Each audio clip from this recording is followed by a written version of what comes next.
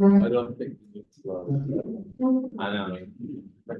I think we show them about the notes you, and so it's not.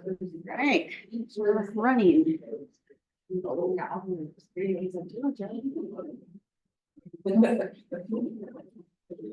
Jeremy's gonna be. You're off the hook. Yeah. Cheers.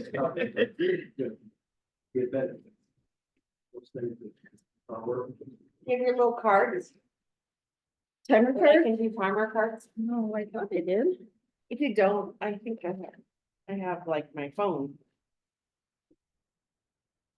I don't know where they are. I don't trust my, oh, let someone else use it. I think, yeah, I think Sam borrowed them and I bet, what's his name, took them. It's like, these are handy. We handed them to Alford, Greg Alford. oh, yeah, I bet he took them Yeah. with him. our area director, I bet he's got them. Well, it's not like we used to know very much. We'll be fine. Yeah. One of them went. You can reach out to him and say, hey, come visit us again. Yeah, good idea. Well, when I moved, we're just south of Paul, so last week I was furious, feverish. That sounds bad. Cleaning and packing, you know, you try to get half the stuff out of your. About your, yeah. Bigger. I do know. And then you're mad at your kids anytime they touch anything. That's it. How dare you eat in So this where- house? is your new house in the same state? Good morning, Brent. Welcome.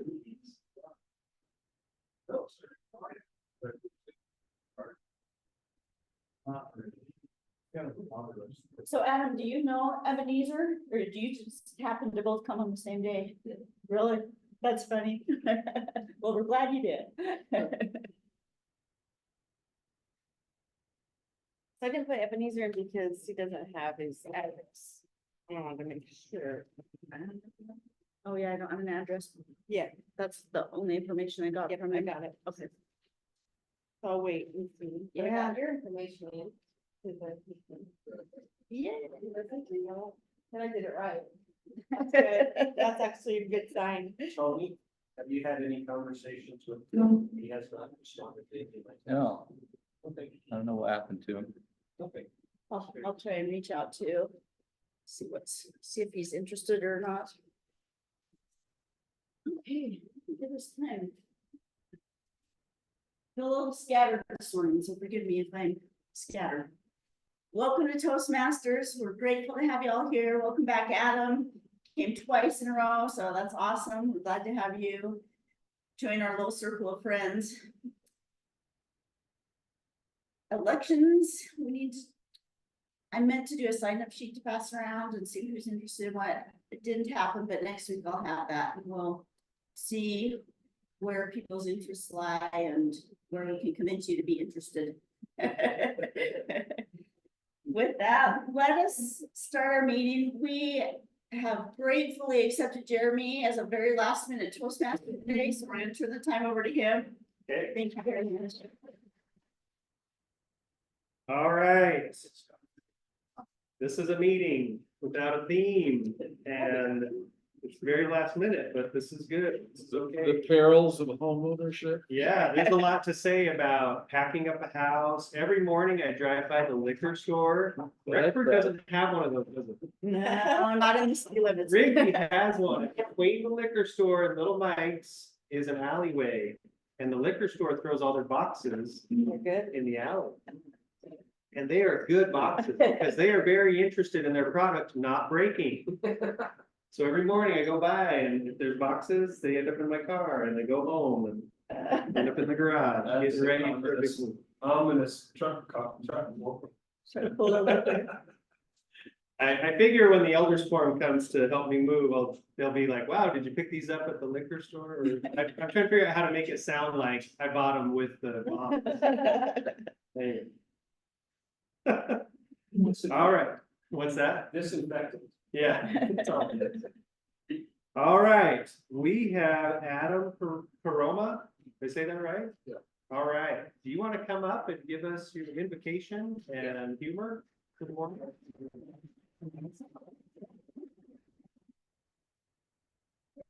Yeah.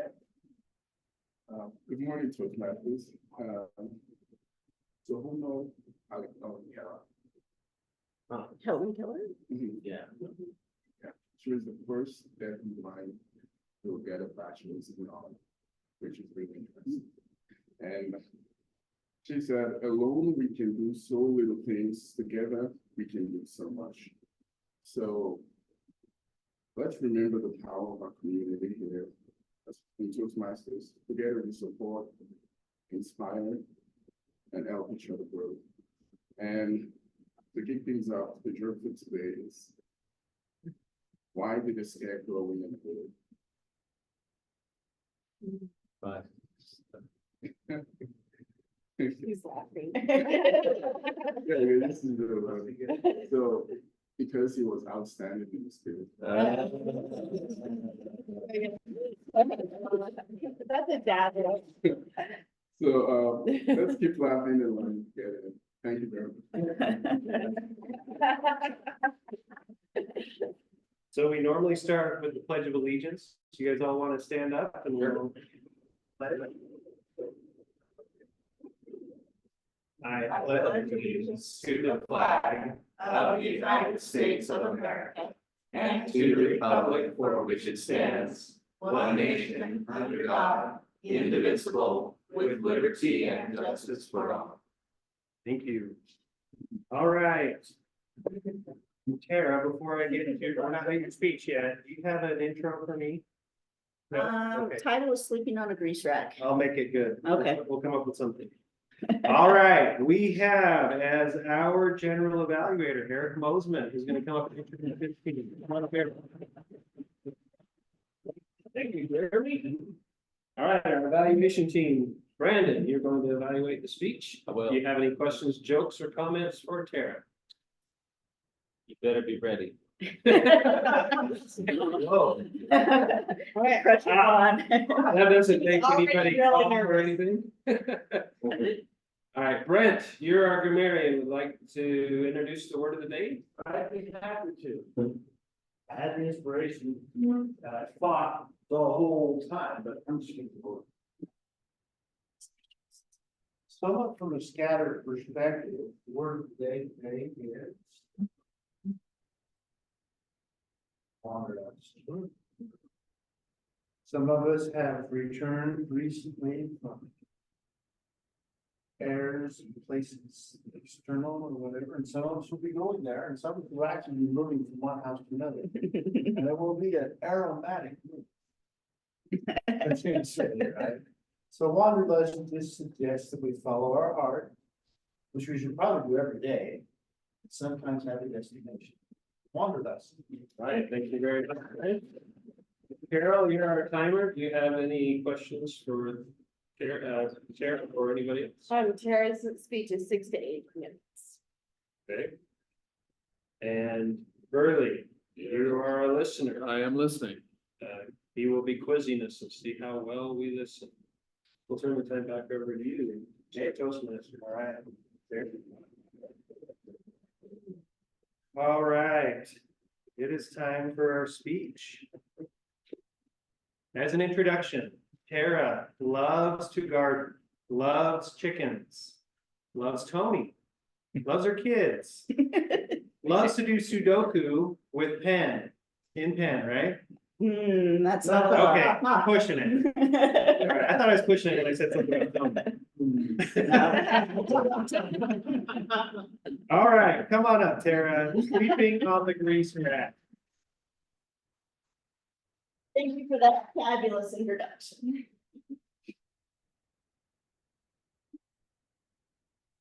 Have you ever given up something you really wanted for something you really, really wanted? It'd be a hard thing. When I was 9 years old, this is 1981, my dad had wanderlust hit him. He bought this van.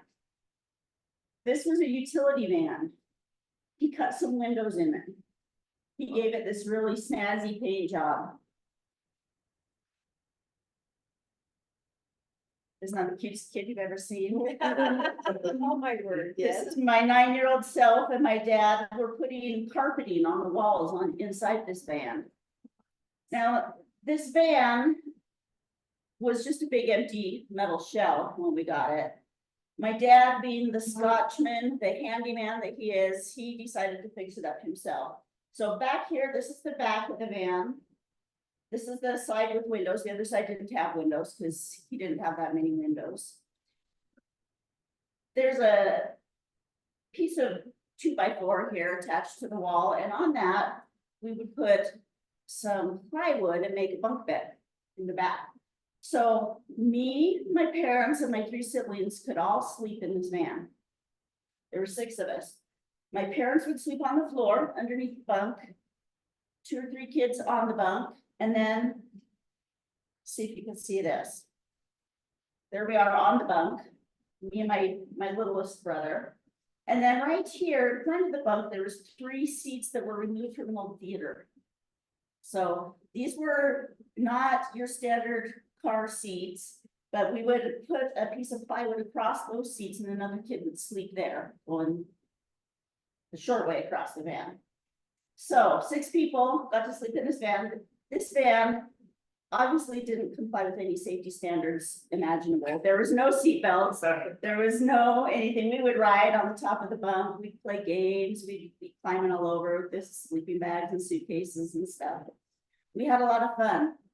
Well, about every 2 years, my dad would have to make a trek down to California. He grew up being a big Disney fan. He would take his kids to Disneyland. It was really important to him. So this particular year, we were taking the brand new fancy van to California. This is in about July. And this van does not have air conditioning. It also doesn't have windows on the side. So we're driving through the hot desert with a little window on one side open. Everybody's just sweating profusely. We are so looking forward to getting to Las Vegas for the night. Because in Las Vegas, we are staying in a motel. We are not sleeping in the camper van. We are so excited. In order to save money on our vacations, we would sleep in a motel only every 2 or 3 nights, so everybody could get a shower and get all cleaned up, but otherwise we would sleep in our camper van. Well, as we started getting close to Vegas, we're so hot, we're so thirsty. Us kids are pumped for this motel room, so excited. We're gonna have a pool, we are gonna play in the water, it's gonna be nice and cool. We're driving along, we see palm trees, it's getting tropical, we're so excited. Our van starts making a noise. Thump, thump, thump, thump, thump, thump. We limp in to Vegas to a service station. The guy looks at our van and says, "You're not gonna be going anywhere, your axle is almost split in 2. He says, "Here's our choices, we can buy a new axle, lots of money. We could go searching the rubbish yards, the demo yards, and see if we can find another van with the same axle." So of course, my dad, being the thrifty Scotchman that he is, he took off with the guy and they went looking for a van with an axle. We spent all day sitting in the service station. They came back towards the evening time. They had found a van. It's gonna take them another day to get that axle off the van and switch it with ours. So my dad sat us down, says, "Guess what, kids? You're not gonna be able to stay in the hotel tonight." Can you imagine 4 kids, hot, tired? We've been sitting in a service station for hours. We were not going to the motel. He said, "The service station owner is going to let us sleep in our van on the grease rack."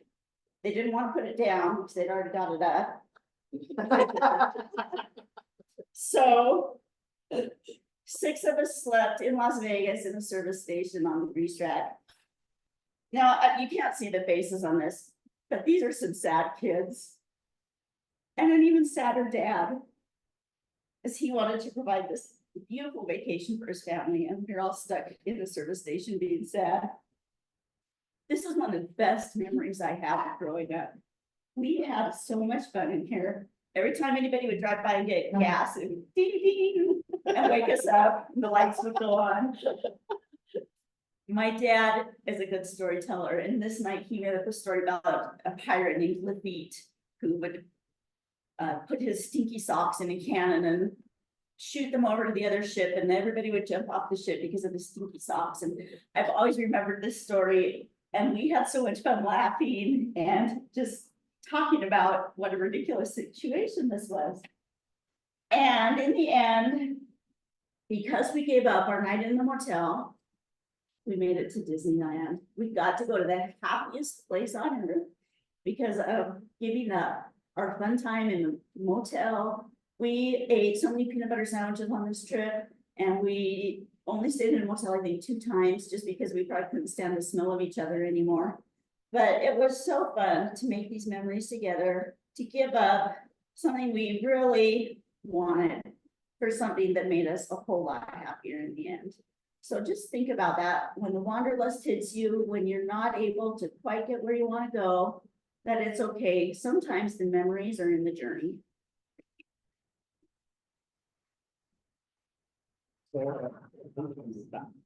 Good story about wanderlust.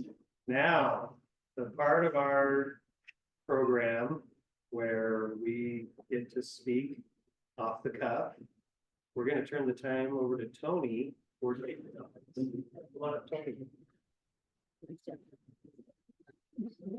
Thank you.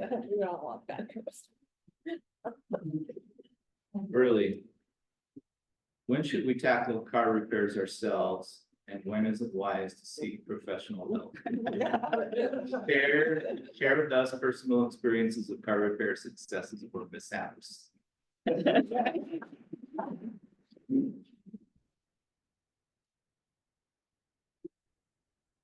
Well, I think it's common knowledge. Everyone knows this to be true. That car repairs done by yourself are much more expensive than those done by professionals. But I don't really think that's the issue. That the key word in Tony's remarks was should. I think the bottom line here is your personal enjoyment or your need to be the catalyst for positive change. I grew up in a generation where it seemed like everyone had the skills necessary to maintain their vehicles.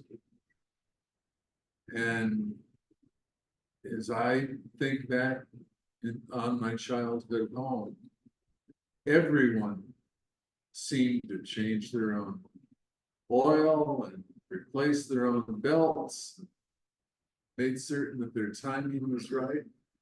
And it was a rite of passion. You as a child learned either from your older chums or siblings, or from your father if you were lucky, and acquired those skills so that you could put them into place. And just like the renovations that your father did,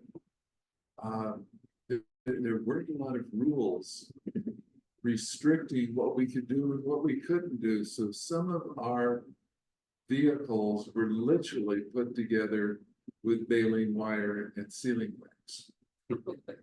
But they did run. And we had a lot of fun working with them. It's a story for another day. But someday I need to tell you about my dear uncle who never took a car trip without having an accident. And his stories of repair, I'll tell you, they were monumental.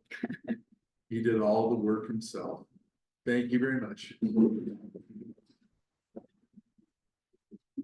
Thank you, Burley. I especially liked your phrase, rite of passion. I've always heard of rite of passage, but rite of passion makes it have a different connotation. Okay, Jeremy, navigating the mechanics of communication. Just as we trust a mechanic with our car, we trust our words to convey meaning. Discuss the importance of clear communication in both scenarios. All right. Clear communication is important in both scenarios. We have a Toyota Sequoia that has over 200,000 miles on it. And it runs. And last summer, we drove it up to my in-laws' home. We were actually coming home from my mother-in-law's funeral. And if you've ever been through Oregon, you come out of Pendleton on the way back, and I think you're still on I-84, and there's Dead Man's Pass. It's a climb. And you go up the hill and up and up and up and up. And about halfway up, I'm driving, all of a sudden the lights, like, I think every possible light that could have turned on the dash popped on. And I'm driving and I'm like, oh no, what is going on? At the top of Dead Man's Pass, there happens to be a bathroom spot. And so we pulled over, pulling out the phone, trying to figure out what does this mean? One thing's blinking a lot, one thing's blinking a little bit. Doing all the stuff. We're like, okay, what is going on? Are we about to explode? Like, should we stop? Do we need to get a tow truck? Like, how important is this? We keep looking online. My wife's looking online. I'm under the hood. Like, I don't know a lot about cars. So I'm looking for anything that might be super obvious. Well, we determined that it's not a big deal, that we just need to slow down a little bit. The RPMs on the car were up quite a bit. We get home, all the way home from Pendleton, no problem. We take the car into a couple spots. We took the car into a spot here in town.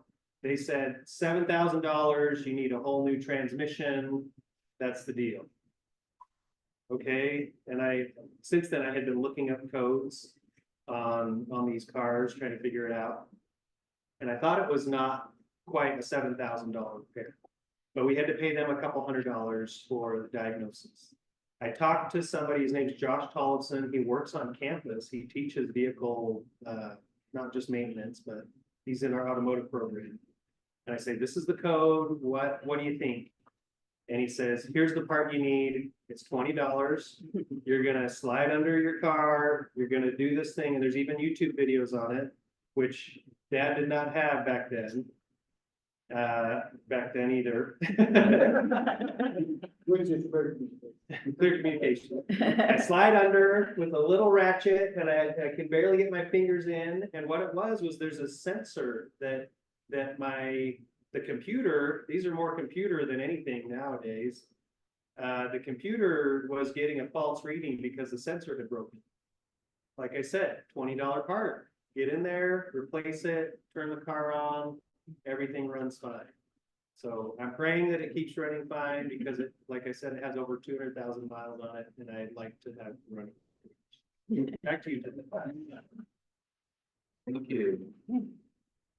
I especially like that. You could argue that when someone goes into the red, that's a good tabletop because they.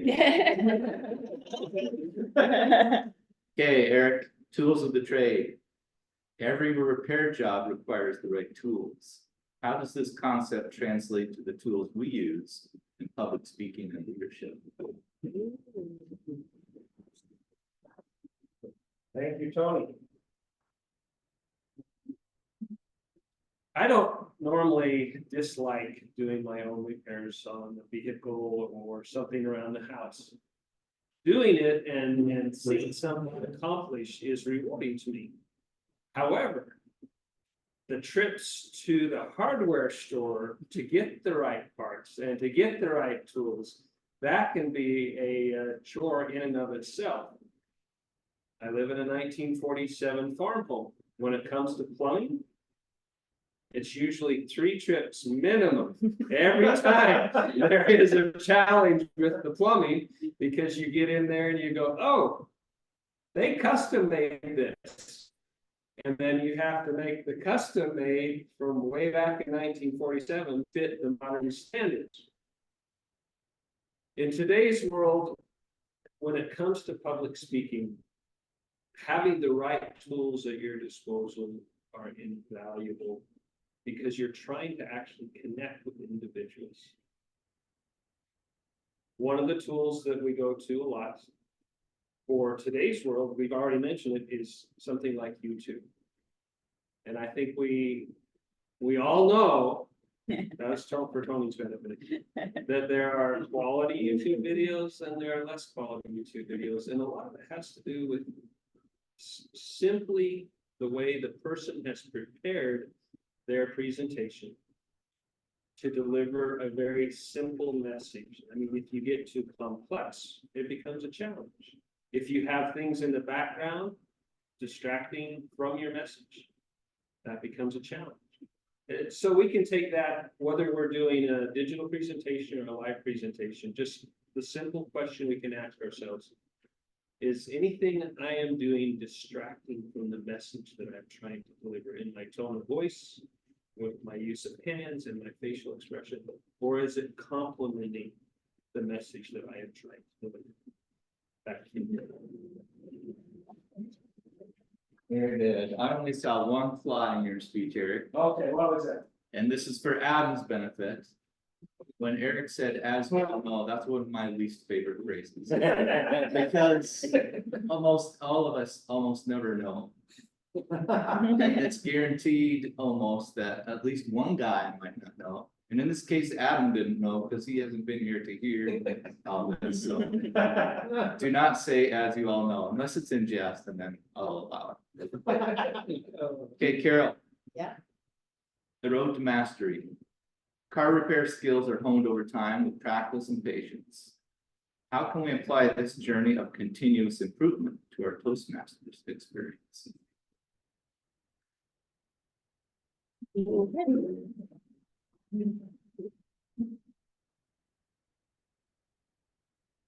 As you all know,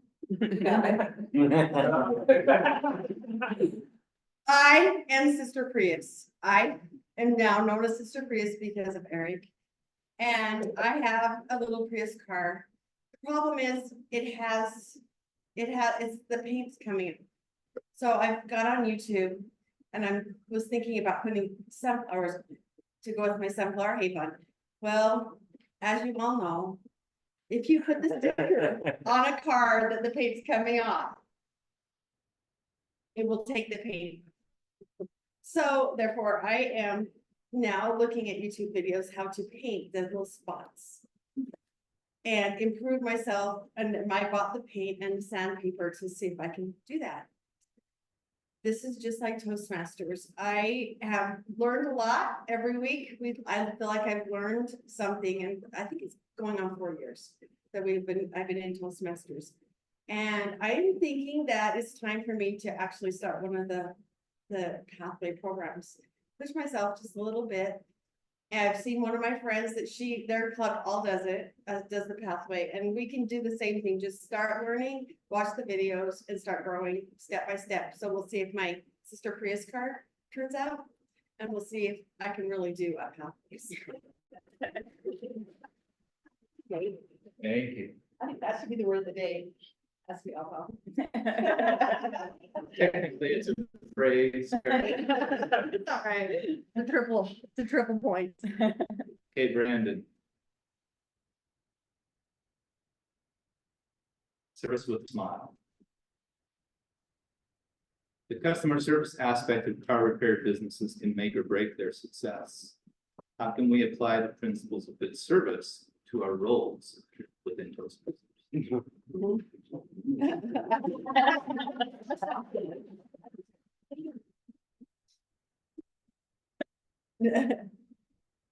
it okay to pivot? Totally ignore that one. Always. I think that's a question that's very relevant to what we do as a service club. I don't know that my brain quite understands. The individual roles are kind of important. I've come to be rather skeptical about how important in terms of Toastmasters, what they think it is versus what I've learned being a part of a club.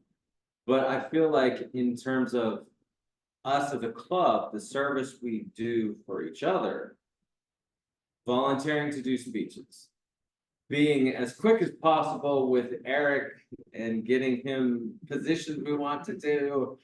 And so he's not Monday night going, who's doing all these things? Which I've been guilty of on a few occasions, and I feel always really bad about that. but all these things take effort, and the more we could be there, we can help, we could provide. Well, for example, so I'm going to have to evaluate your speech. The more thought I put into that, sincere thought about how I think you might be able to improve it while also focusing on the many things that you did right, which I'm still cranking away on, right? Because if we can take that seriously, it can matter to us. That's the greatest service that I think we do as club members. If we care about being here and if we want to do our part. So I would challenge everybody for these roles and positions that we were reminded we're going to be volunteering for, what is campaigning for, whatever you want to call it, that we each try to be quick about saying, I'd like to try this.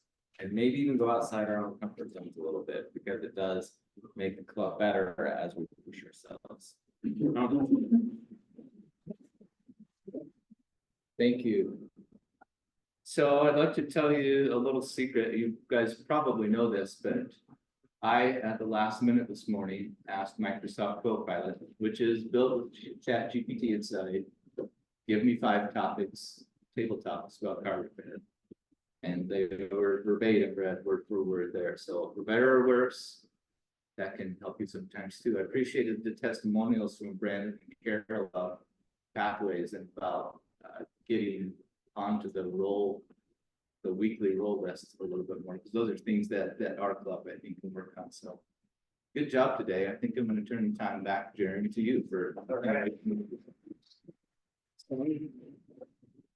I'm trying not to use the phrase, as you all know. I had another one. It's probably equally as offensive. I'll remember.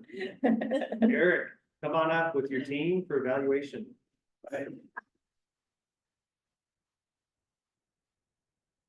Jeremy? Brandon, come right back up and evaluate Tara's wonderful speech.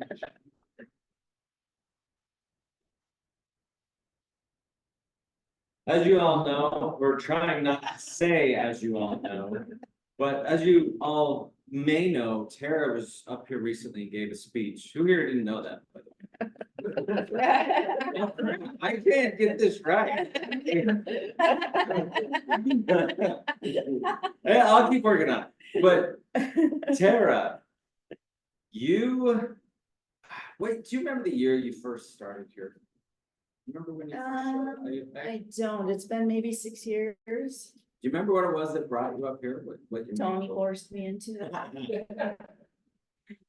I have really enjoyed, and this is true of everyone in this group, but I've seen Tara for a long period of time, so I really enjoyed seeing your progression as a speaker. I never felt you were a bad speaker from day one, and I remember enjoying it. You had one speech very early on about, I think it referred to an Irish heritage or something, I can't remember. Scottish. Exactly, Scottish, that's what it was. And Right, might be offensive. oh, no, I apologize. But I remember at the time you had visual aids, and I was impressed with the fact that you were thinking and trying to make sure to get that visually across to us. And I've enjoyed seeing this, you've gotten much clearer with visual aids, much more on point with them. They worked in the beginning, but now they always feel so carefully created to just kind of take us along the journey. Well, I really like this speech, and I loved seeing the van. I remember those kind of, to some degree, I was, as a child of the 80s, we were coming out of that kind of self-hack vehicle craze. It was cool to just think of a time where historically that carpet on the walls, that was a big thing. That was a sign of wealth and splendor, and it was a reminder to me that a lot of things we like today will one day look rather silly and weird. But it was so beautiful for that. And as I kind of looked at your speech, you took the idea, and I think it worked, of swapping one thing you like with another. I would propose that you have potentially a much more powerful message in the speech, depending on your mood and what you want to do. But if as a parent, one of the lifelong lessons that took me way too long to learn was the lesson that we can so often be trying to create the perfect experience for our family and our children, and something goes wrong and our moods just go, we think we're horrible parents, we just failed, this is a lousy trip, things like that. And if we could remember the message which you shared so eloquently when you started to tear up at the memory that as parents, if we can keep in mind how we handle those moments, we may have just been handed to us the best vacation we will ever have, depending on how we handle it. So that might be another angle to take this beautiful speech, but I really enjoyed it. I felt you concluded well. The photos again, which is top notch. I felt like I was there, which is a big part of what you want in a speech.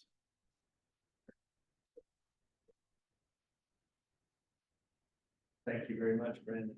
When you mentioned the carpet on the walls, I was thinking that was the precursor to side airbags. You don't hit the metal, you hit the carpet.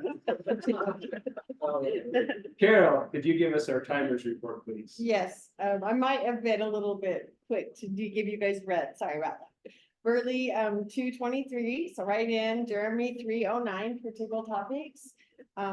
Eric, 208, and I was 127 and Brendan 145. And then evaluation was 315, so should have got it. But I was missing out. Did you get Tara's speech too? And Tara's speech was 6:30. Finally stayed in You time. stayed right in time. Perfect. Right in time. We had a little bit more time to go. Thank you very much, Carol. Brent, word of the day in grammarian. I don't know why this came to mind. Somebody said something about paint. My name is Dave Taylor. What are you doing, David? I'm watching paint dry and I love it. Has anyone heard that on the radio? It's a crazy commercial anyway. Today, Wanderlust. 3 times, twice by Carol, 1 by Jeremy. Then no safety standards. I was wondering if Michigan should have some space age safety standards, like suspended airbag for somebody in the front of the car. Baby wire and sealing wax, of the right of passing through the train. And I don't know what we all. Mention that. So, wonderfully used words of lightness today, wasn't any real interesting little phrases or whatever, it's stuff that we all use. I never. I'm watching paper, I love it. Thanks, Brent. I don't know where all that. Burley, please. Well, I just want all of you to know that I am lustig about being here. In fact, I am filled with lust. I don't know about the wandering part, but I've got the desire to be here. I've learned some great things. Now, when I'm scrounging for boxes, where am I supposed to go? To the liquor store in Rigby. To the Rigby liquor store, all right, I like that. And who is that famous Frenchman that gave Tara such a giggle? Lafitte. Ah, thank you. All right. And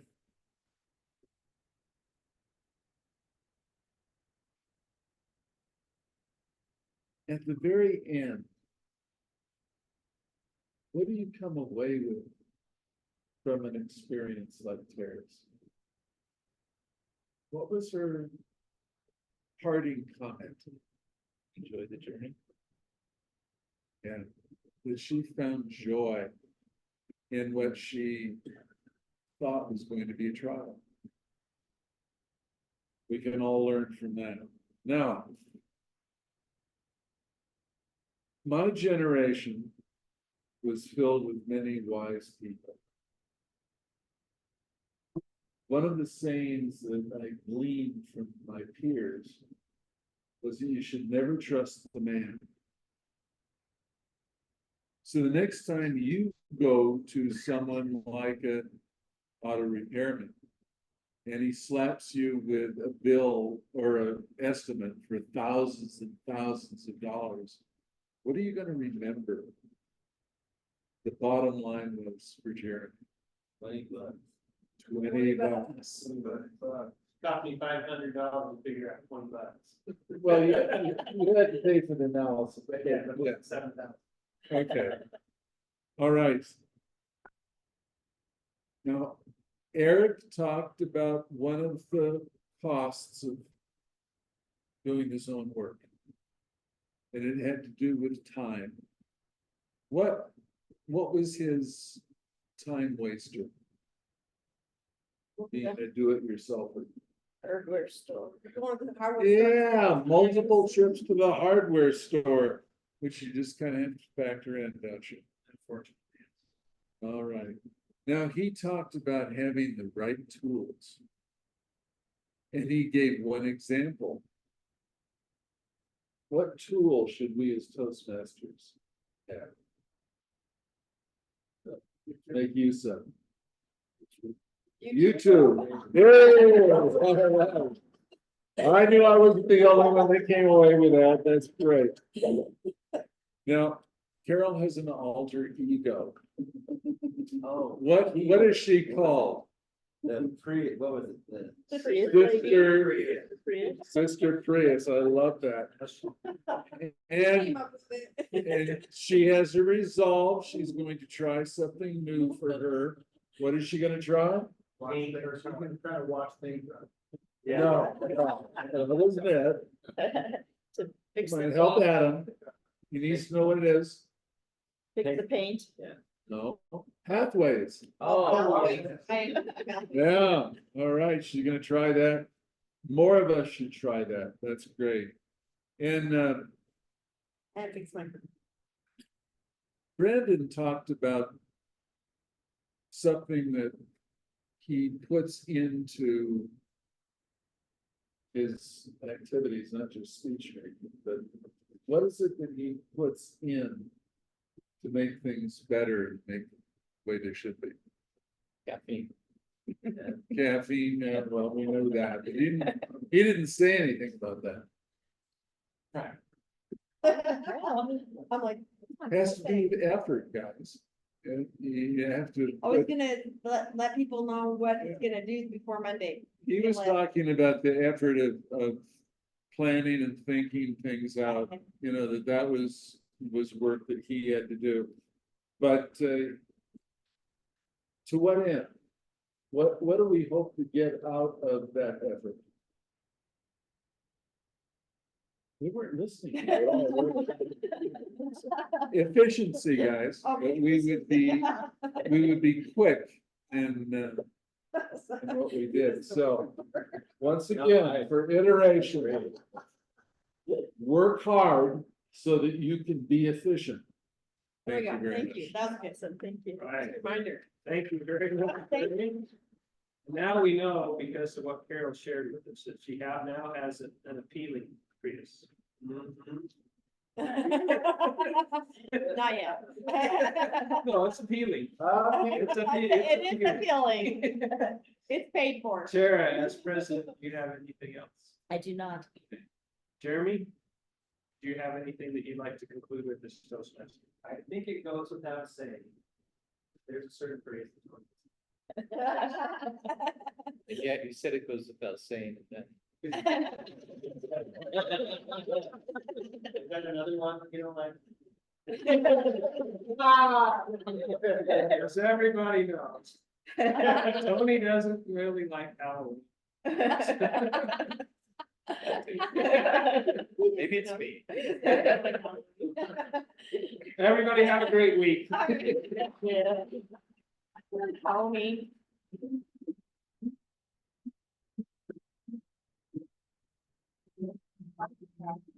Thank you for sharing Yeah, that thank moment you. of time.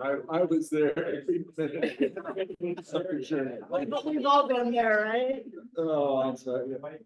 Happy I memories. remember those days. Happy memories.